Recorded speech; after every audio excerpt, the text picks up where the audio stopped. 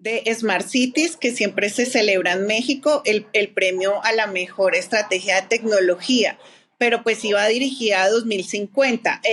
Digamos que hace la diferencia en una ciudad como Medellín, es que es un distrito de ciencia, tecnología e innovación y va hacia allá, se van enfocando. Hay otras ciudades donde se trabaja mucho el talento humano, pero digamos, hay ciudades que trabajan el talento humano, pero resulta que ahí mismo tan pronto lo capacitan, se van.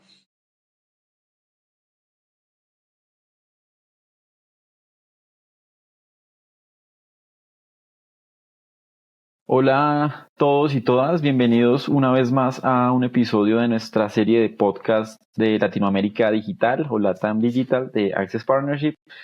Estoy muy contento hoy porque me acompaña una persona súper interesante y muy importante en el tema de relacionamiento de tecnología, territorio, ciudades, gobierno. Diana Celis, quien es la directora TIC y Cooperación Internacional para ASO Capitales. Diana es una persona que creo que nos va a contribuir mucho en cuanto a entender esas relaciones y todos esos temas que suceden cuando tratamos de promover tecnología, conectividad en los territorios y que en Latinoamérica en particular es un tema retador y que se habla mucho, pero se soluciona poco en algunos casos. En otros casos estamos muy bien, pero la idea, como ya nuestra audiencia lo conoce, es poder charlar estas conversaciones. Lo que buscamos desde Access Partnership es poder generar conocimiento técnico, pero también compartirlo con los stakeholders y que la gente, digamos, se alimente con otros mecanismos y no solo leyendo los reportes, sino también escuchando estas voces tan importantes. Entonces, los invito a que se suscriban a nuestros canales. Esto está en Spotify, en Apple Music, en YouTube, en todo lado. Entonces, invitados todos y todas a que se suscriban. Diana, bienvenida. Muchas gracias por acompañarnos el día de hoy. Quiero arrancar con una pregunta muy de base, muy para iniciar. ¿Cuál crees tú que es el rol de los municipios en el diseño de las políticas públicas de tecnología y conectividad en Colombia y en Latinoamérica? ¿Por qué es importante ese rol? Hola Giuseppe, pues muchas gracias por la invitación. No digo buenos días porque sé que esto se puede escuchar a cualquier hora, pero un saludo no solamente para ti, sino para todas las personas que van a dedicar unos minutos a escucharnos.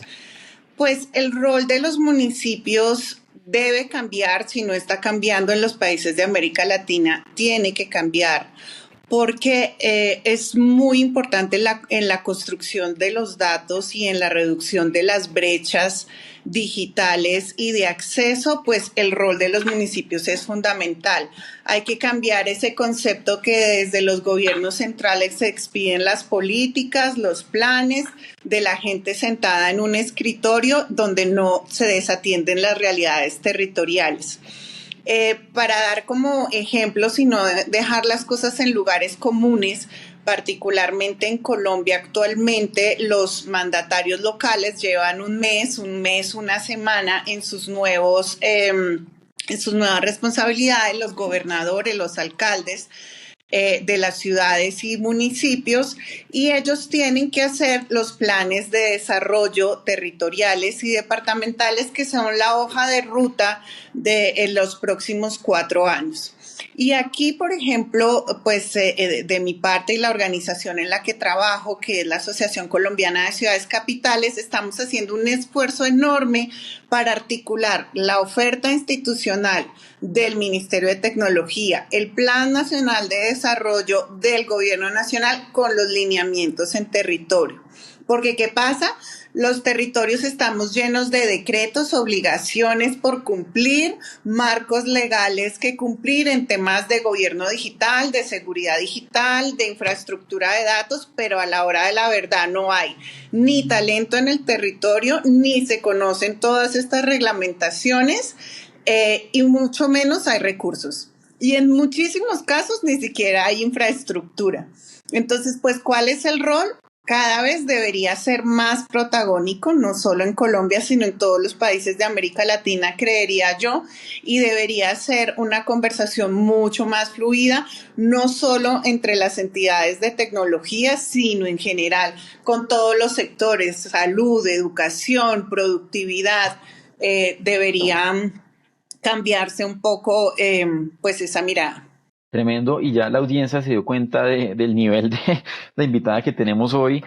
Diana, en ese tema de los datos, y aquí vamos a hablar de varios temas bien ¿Mm? interesantes, en ese tema de los datos, nosotros hemos estado, digamos, en Access Partnership revisamos mucho el diseño de políticas públicas de todo el mundo, pero especialmente en Latinoamérica, ahora que mencionas el tema de los datos, identificamos que muchas veces las zonas de no cobertura de conectividad en cualquier tecnología también tienen un vacío de datos, porque a veces los territorios no han interpretado bien su misma extensión, dónde está la gente, qué hay, qué no hay, y esos datos a veces generan decisiones un poco ineficientes. Tú, con base en tu experiencia, ¿cómo podríamos hacer que desde ese nivel municipal y no la gran estrategia nacional que tiene todas las luces y toda la atención, cómo hacer que el municipio se apersone de sus datos y entienda no solo la importancia de tenerlos, sino de usarlos también a nivel municipal? ¿Cómo lograr eso? De acuerdo. Giuseppe, acá hay una palabra muy clave que desde el año 2010, cuando hicimos el diseño del Plan Vive Digital en Colombia, que fue un plan de tecnología premiado a nivel mundial, eh, la hemos usado y suena raro, no es una palabra católica, no tiene esa connotación, pero es el tema de evangelizar, evangelizar, evangelizar, en qué son, en la importancia, en la necesidad, en cuán útiles son para tomar decisiones basadas en hechos y en realidades, porque preparándome para esta conversación, pues estuve como revisando cosas y yo decía, bueno, pero antes no hablábamos de los datos, cómo se tomaban las decisiones de política pública, por ejemplo, en los territorios, no solo a nivel de tecnología. Y entonces, claro, eran las encuestas nacionales que nos encerraban a todos casa por casa a mirar entonces cuántas personas viven en ese hogar, si el hogar está escolarizado o no, si tiene televisores, si tiene computador o ordenador, dependiendo de dónde nos estén viendo. Las grandes encuestas o los grandes diagnósticos o las matrices o los modelos econométricos y pues de ahí que haya tantas gap, tanto presupuestales como de servicios y todo entre lo urbano y lo rural. Entonces hay un primer momento en el que hay que intentar acercarse a los mandatarios locales, a los niveles de secretarios, de directores, a los niveles de técnicos que son los que a veces menos cambian, porque es que eso es lo otro que pasa, que puede haber mandatarios locales con muy buenas ideas, con muy buena visión, pero resulta que duran 4 o 5 años dependiendo del país en el que estemos hablando. Y nadie cambia una realidad en 4 años, nadie por más que conozca las realidades del estado de contratación, de planeación, de visión estratégica. ¿Cómo he visto yo cambios en algunas ciudades? Por ejemplo, en ciudades como Cúcuta, que es una ciudad intermedia, fronteriza en Colombia, fronteriza con Venezuela, que tienen un plan a 2050.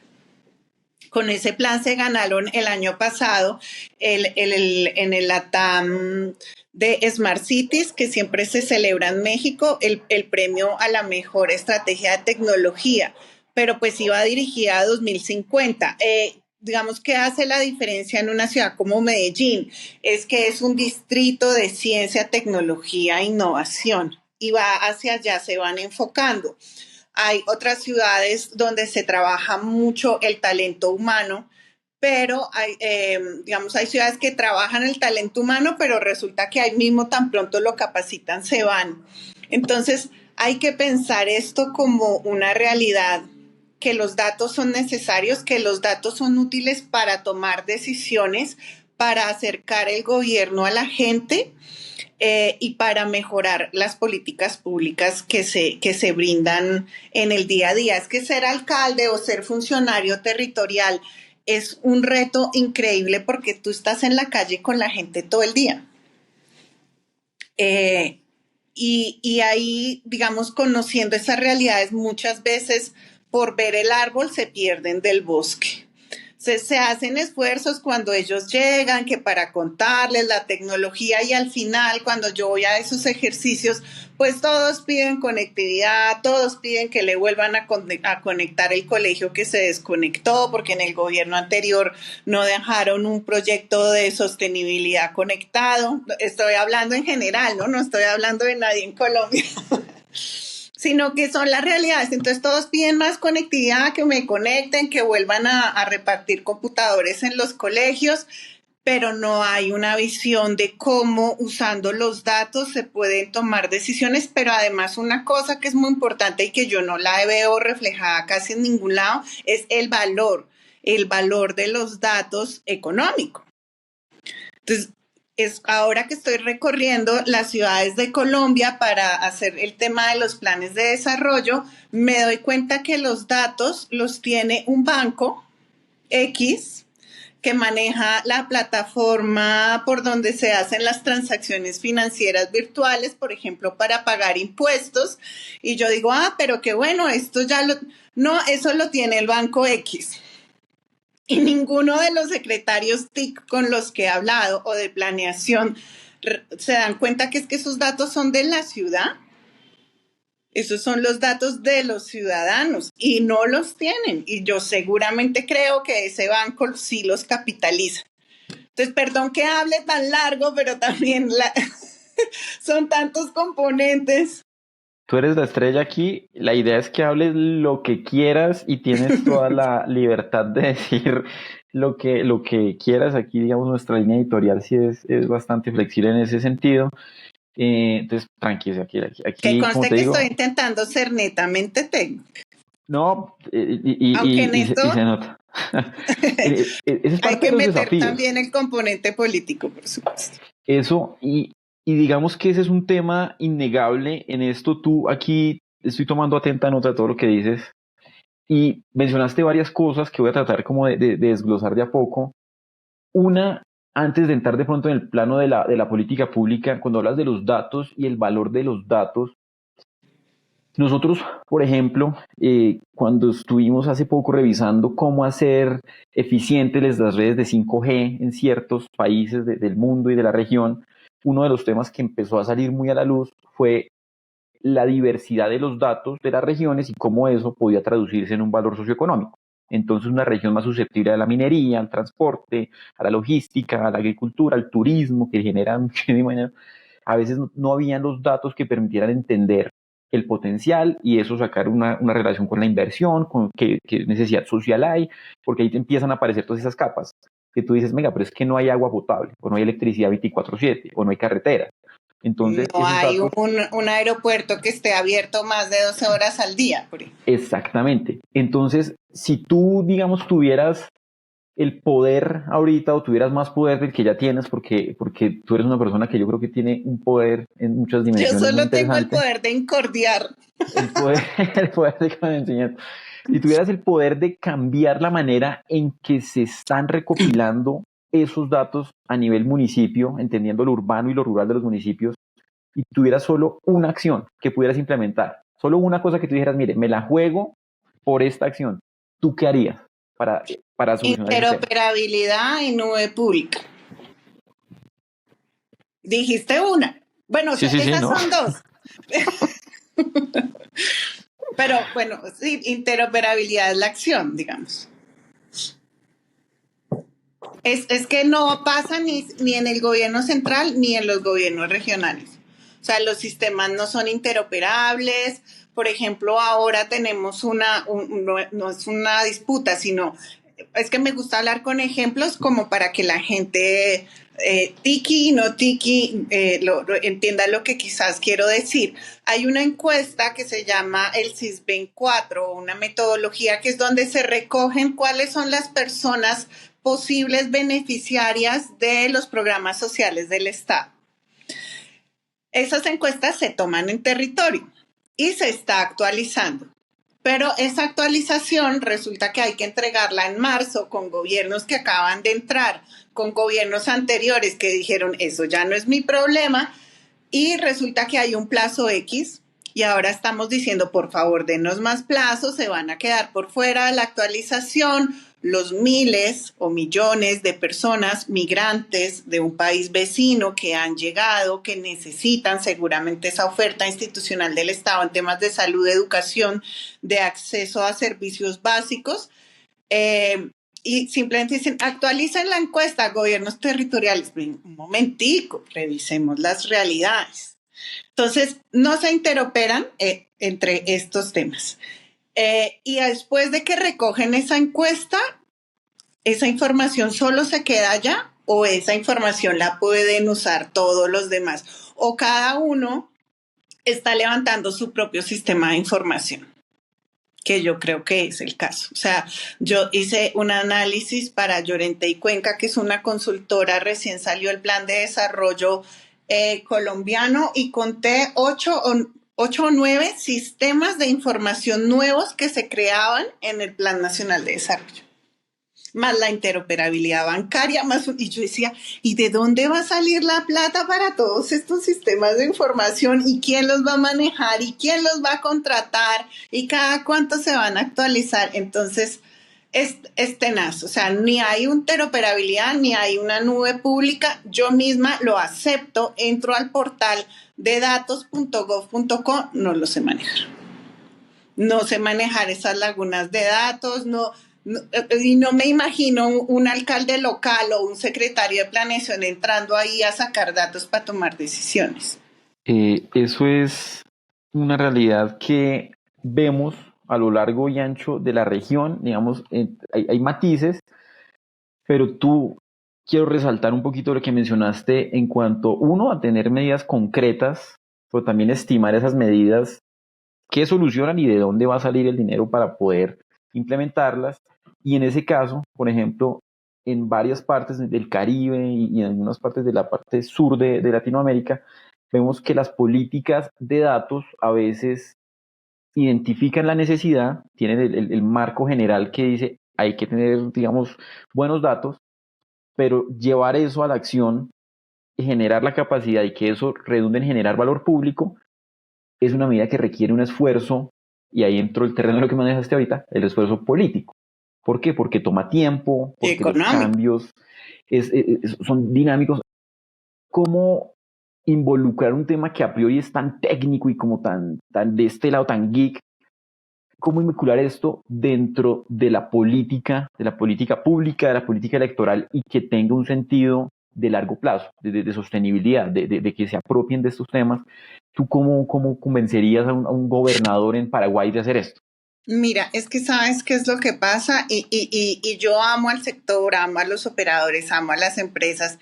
Nunca estaba de ese lado, siempre he sido absolutamente perdedora cuando he intentado hacer el salto al sector privado. Y yo entiendo que la misión es vender y que la misión es implementar sus soluciones, pero esa no puede ser la visión con los funcionarios públicos o con los tomadores de decisión, porque muchas veces nos enfrentamos a cómo se compra esa tecnología, para qué, si es abierta, si es cerrada, si me deja amarrada por los próximos 10 años. Entonces ahí hace falta un cambio de visión de aliados. Yo siempre les digo en los escenarios en los que tengo la oportunidad de hablar con ellos, miren a los gobiernos locales y al gobierno nacional como aliado, no solo como comprador, no solo como comprador de soluciones o de hardware. Compartamos visiones de ciudades inteligentes o de urbanismo táctico más allá, porque hay muchas empresas privadas que se me acercan y dicen, mire, tengo esta super centro de datos para que los secretarios de gobierno estén conectados con la policía, con las cámaras, con biometría, y resulta que en la corte ya dijeron que los temas biométricos no valen como prueba de delito, por ejemplo. Entonces, por un lado va la legislación, por otro lado va la tecnología, y lo único que queremos los ciudadanos, por ejemplo, en las ciudades de los países de América Latina, es tener seguridad, es poder salir sin pensar que lo van a matar a uno por robar el móvil, el celular o como se diga en los distintos países.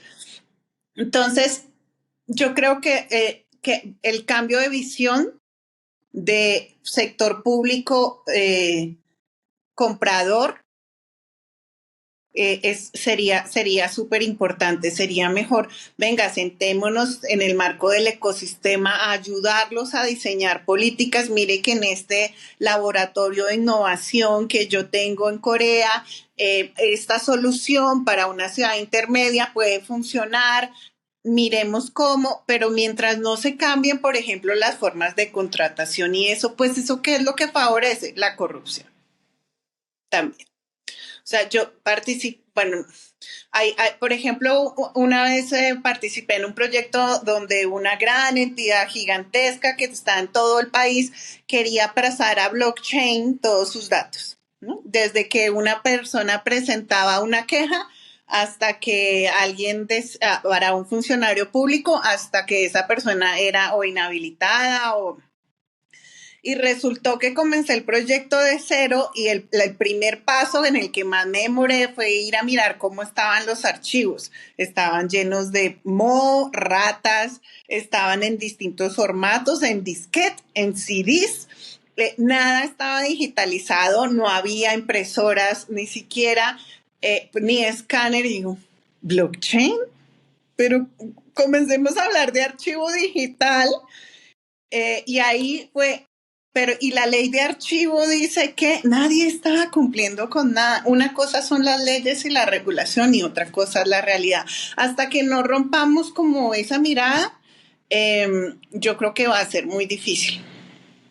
Todo esto que queremos, ¿no? Por eso ya veo cuando ofrecen centros de inteligencia artificial y el uso de la inteligencia artificial en la toma de decisiones. Yo, eso suena divino.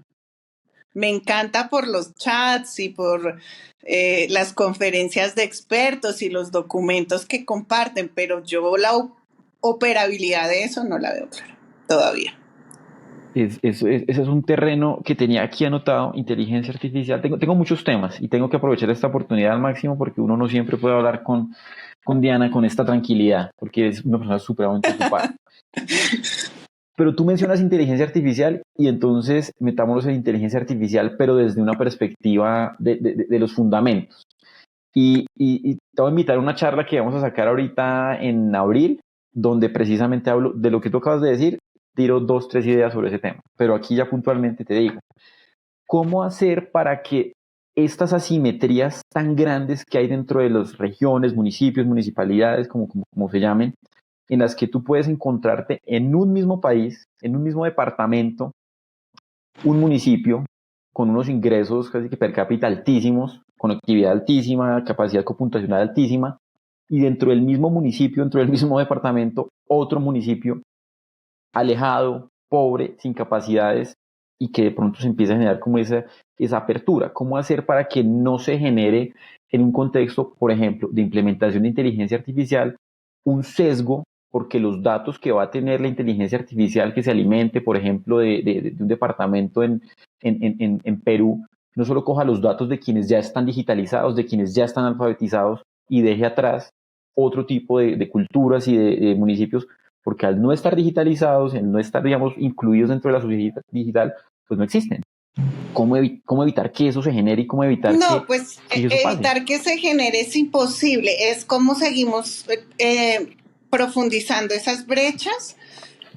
Pues lo digo desde la experiencia, pues serían modelos asociativos. O sea, por ejemplo, en el caso de donde yo trabajo, las grandes metrópolis nos han dado una instrucción de cerrar brecha con las otras capitales y desde el 2 de enero estamos recorriendo la Colombia profunda, la Colombia donde no hay conectividad, donde dependen de una red troncal que tiene 13 años porque el Estado no ha vuelto a invertir en eso, por ejemplo. Entonces, yo creería que es como modelos asociativos. Yo creería que debería haber un aporte de responsabilidad social de las empresas y un tema gigantesco que es un tema de talento humano en los territorios. Es increíble cómo, pues, cuando yo crecí, pues, o sea, mi primer correo electrónico fue en la universidad, ¿no? O sea, no me imagino, o sea, no me imagino, sí me imagino la cantidad de posibilidades de capacitación que hay hoy en línea, de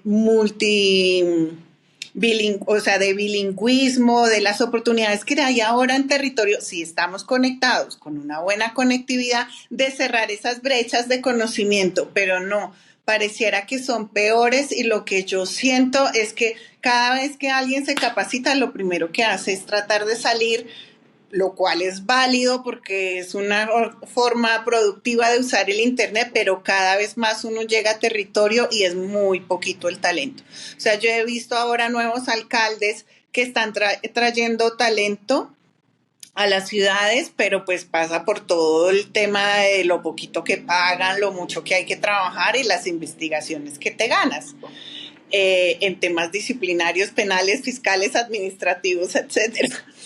Entonces, yo, para concretar, modelo asociativo y aporte del sector privado con un punto de vista de capacitación de talento in situ, para que la gente no se quede allá aportando para sus regiones en la captura de datos, en desarrollo de proyectos de telemedicina, de educación en línea, de uso productivo, de ganadería sostenible, de territorios inteligentes turísticos, pero es que eso no, es que es muy difícil. Uno termina viendo a extranjeros haciendo esos escenarios de turismo y eso finalmente son los extranjeros los que valoran más que las mismas personas nativas. Y no lo digo colombianos, yo creo que esto es en general. Tú hablas de modelos asociativos y de cierta manera de articulación y aquí me va a permitir hacer una referencia directa, ahora que tú lo mencionaste y porque tú eres parte de los autores intelectuales del famoso Plan Vive Digital que a todas partes donde yo voy en Latinoamérica lo conocen, entonces creo que podemos mencionarlo. Ese plan tenía varias cosas súper interesantes, pero también dentro del plano de lo pedagógico en el sector público tenía un rol clave y es que era la hoja de ruta para todos y todo el tema asociado con las TIC, esa era la luz y no había una dispersión de esfuerzos, no había una dispersión de recursos, no había una dispersión de ideas, porque la mayoría digamos, de actores involucrados sabían que esa era la hoja de ruta y que todas las respuestas, o por lo menos la mayoría, iban a estar o en el plan o asociadas directamente con ese plan. ¿Crees tú que el hecho de que países como quizás Colombia, quizás Ecuador, Perú, cualquier país de la región a modo de ejemplo, cuando empiezan a pasar estas dispersiones de esfuerzos, de iniciativas, de que yo invierto aquí, invierto allá, eso se debe a la falta de hojas de ruta que sean así de claras y así de pedagógicas, que la gente diga, es que esto está atacando el componente de infraestructura y entonces yo sé que hago esto y mi retorno es esto?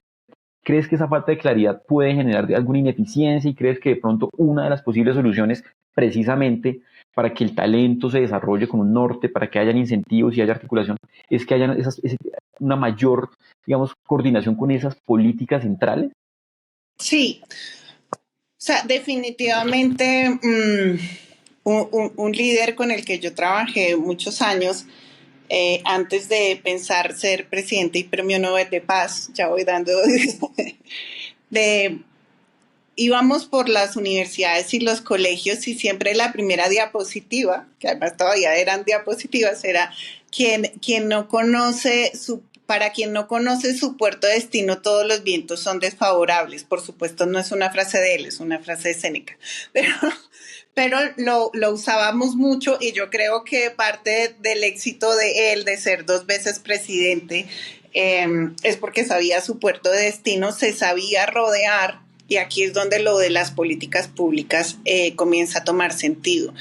Lo importante, digamos, es un liderazgo y una visión. Cuando tú sabes para dónde vas, que fue el caso del Plan Vive Digital, que para las personas que son de fuera de Colombia fue en el año 2010, entre que llegó el gobierno el 7 de agosto y lo presentamos en octubre, O sea, creo que fue a los 100 días de gobierno, más o menos. Ya teníamos todo el ecosistema claro y las iniciativas. El cómo de pronto no, pero comenzamos a sumar expertos, industria, los otros ministros, y había un liderazgo, una visión compartida de país. Y yo creo que ese fue el éxito y que la gente todavía extrañe el Plan Vive Digital, porque sobre todo yo veo muchas iniciativas y siempre hago la pregunta, ¿y el tema de dispositivos? Y el tema de los incentivos o desincentivos, o lo que estamos haciendo es, vamos a ponerle impuestos a las plataformas, o sea, hay de verdad eh, una torpeza en mirar eso.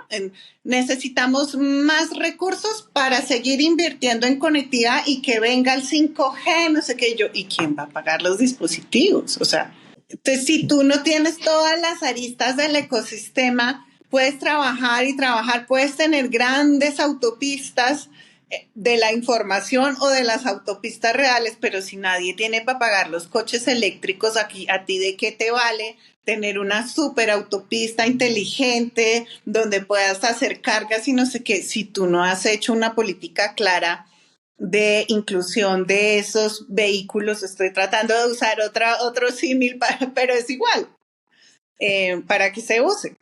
Ahora que mencionas eso, una pregunta así, la más cortica que te va a hacer en toda la charla es, ¿cómo hacer que la política electoral privilegie lo técnico una vez entran al poder? ¿Cómo hacer que se mantenga esa lógica de yo estoy en una etapa que necesito conseguir votos y cualquiera de esos temas, pero una vez entro a dirigir el destino del municipio, del departamento, del país, ¿cómo hacer para privilegiar ahí? Bueno, aquí realmente necesito gente técnica y en el sentido de que sepan, lo técnico, pienso yo personalmente, no compite con la diversidad ni con la inclusión. Técnico es saber de lo que se está haciendo y el ejemplo que yo le doy a mi esposa siempre es, para mí un tecnócrata es el cirujano de corazón que hace la cirugía de corazón. Eso es lo que uno necesita para una cirugía de corazón y lo aplico en casi todas las dimensiones de la vida.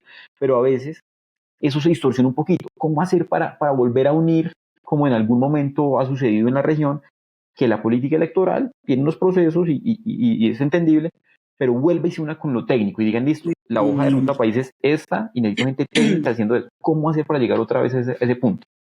Yo creo que a nuestro sector nos ha hecho falta algo, Giuseppe, y es explicar muy bien cómo la tecnología mejora la vida de los ciudadanos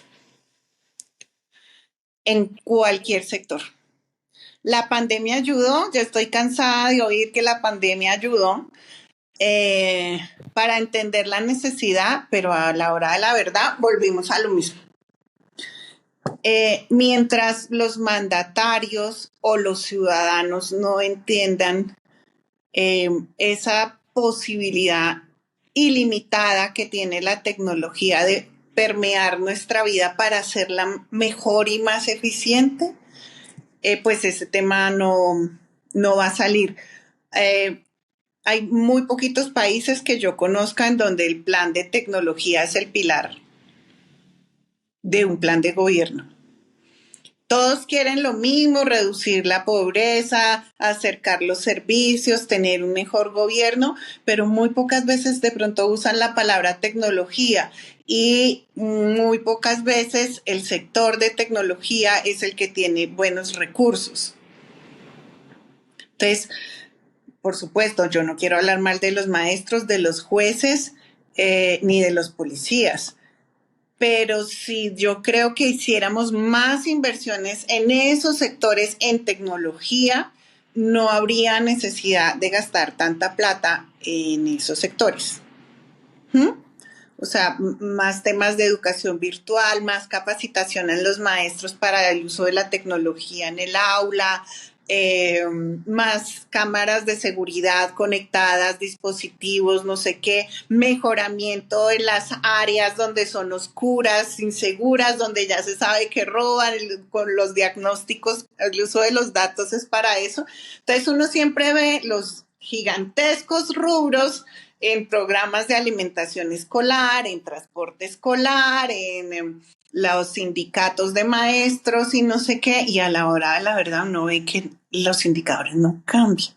Si de pronto invirtiéramos más en tecnología, los indicadores del día a día, de seguridad, de uso eficiente del Internet. Entonces, pero esto no es de hoy. O sea, yo me acuerdo en el año 2003, 2004, con Sintel y la ETV, la empresa de telecomunicaciones de Bogotá, yo ponía centros de acceso comunitario en La Boquilla, que es una población muy pobre al lado de Cartagena, donde se ve todo Mick Jagger haciendo en vacaciones y una gente que no tiene con qué comer. Hicimos un esfuerzo increíble porque era ahí el punto del cable submarino que entraba y había una conectividad increíble, y cada vez que yo llegaba estaban eran los niños viendo videos.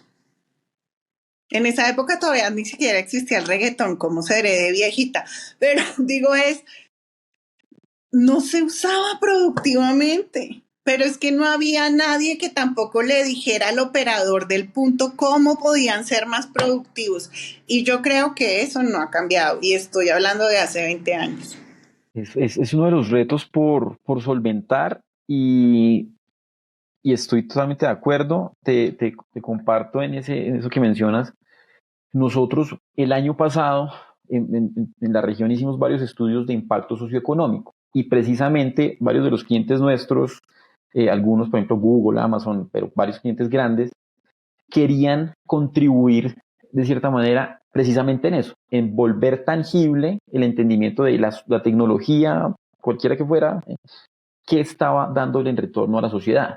Y nosotros hicimos un análisis estimando el beneficio económico en pesos, en dólares puros y duros, pero también el beneficio social y la combinación de ese retorno socioeconómico derivado de la tecnología, qué necesitaba y cómo la gente podía interpretarlo mejor para ellos decir, venga, necesito más desarrolladores o más profesores o más médicos o más lo que fuera.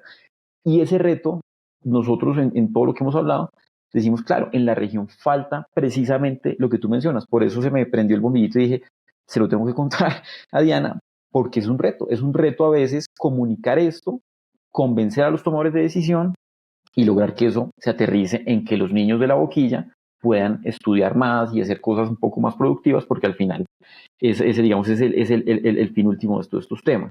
Entonces, te comparto eso y en esta última partecita de esta entrevista, de esta charla, más que entrevista, porque realmente esta ha sido una charla muy agradable, tú mencionaste 5G y mencionaste conectividad de infraestructura, que es un tema que a mí Dios mío, pero me no me encanta. toques ese vals porque me matas.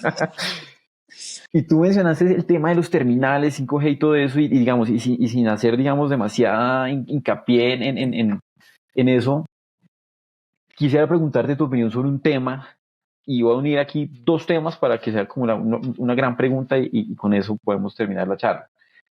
En el tema de barreras a la infraestructura, la evolución de la infraestructura misma y las barreras y cómo eso se ha comportado en la región es realmente consistente en muchos lugares. Y tú hablas casi que con cualquier administración y cualquier empresa en Latinoamérica y todos te van a decir, necesito un silencio administrativo positivo de 10 días, necesito Más menos tasas, permisos, necesito bla, que, bla, bla. sí, que los municipios no me pongan tanto problema. Y tú hablas con los municipios y los municipios dicen, es que yo a veces no entiendo, o es que X, que Y, que Z, y eso es una variable conocida y lleva así mucho tiempo.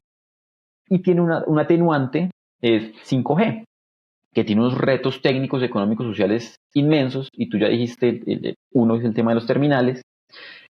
Lo que nosotros estamos viendo ahorita en la región es la inercia de ese hype o de esa expectativa de 5G, pero estamos viendo como más difuso el mensaje de, bueno, cómo lo vamos a usar, dónde lo vamos a usar y de qué manera esto va a tener un retorno positivo para la industria, para las personas y cómo esto no va a generar una mayor congestión, por ejemplo, en los permisos de instalación de infraestructura, cuando en 5G se usan bandas tan altas y necesitan, digamos, una densidad mayor.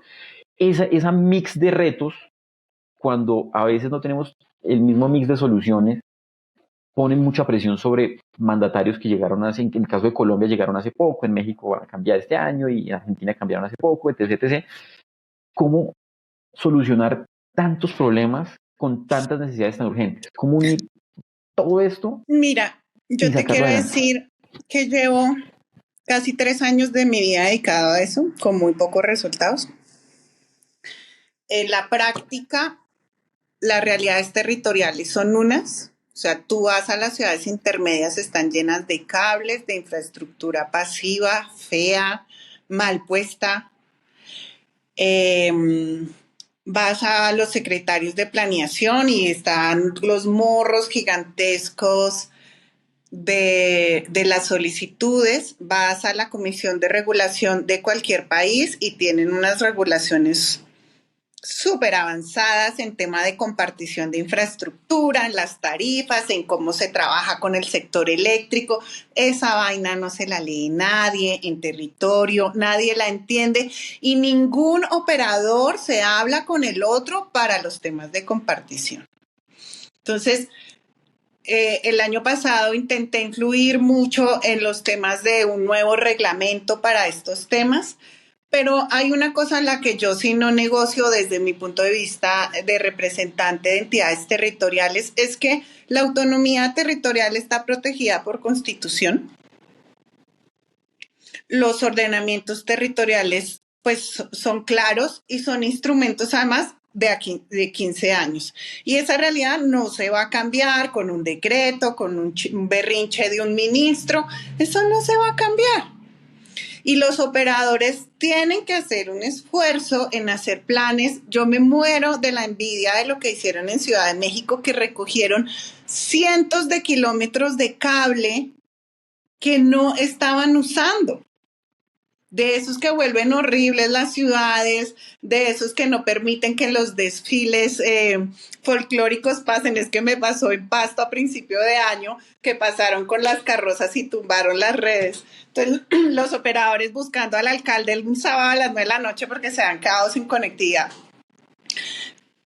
Eso es un esfuerzo de todos. Yo ahí sí, en eso me pueden odiar mis amigos del sector de toda la vida, pero qué pena, se tienen que organizar, tienen que regularizar su infraestructura. Yo a veces he ido a buscar operadores amigos donde trabajé a decirle, mire, el alcalde de X ciudad necesita que movamos esta infraestructura porque va a ser un camino peatonal ahí divino para el turismo. Y resulta que nunca me contestaban y el tema era porque la antena era ilegal. Entonces, ¿qué hacer?